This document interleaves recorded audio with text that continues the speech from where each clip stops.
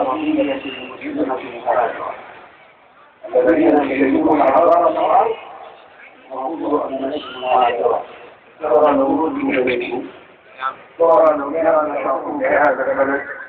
ولقد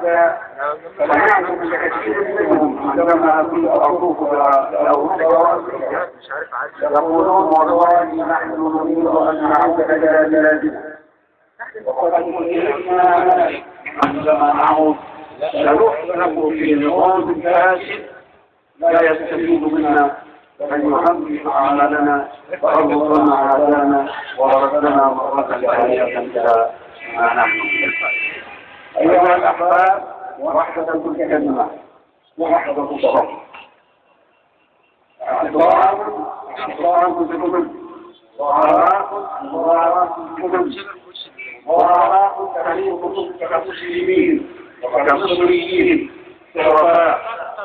تحسون أن البلد بلدكم وأن أي إنسان بشيء منه عائد عليكم ليس لحكومة الناس إنما هي من أموالكم فدفع عن ذلك الذي تسلمون أيها الأحباب كونوا إن الله بيننا وبينه ونطالبه ونقول له بأن رجلا شديدا دون سلفا من الأسباب يخرج عنه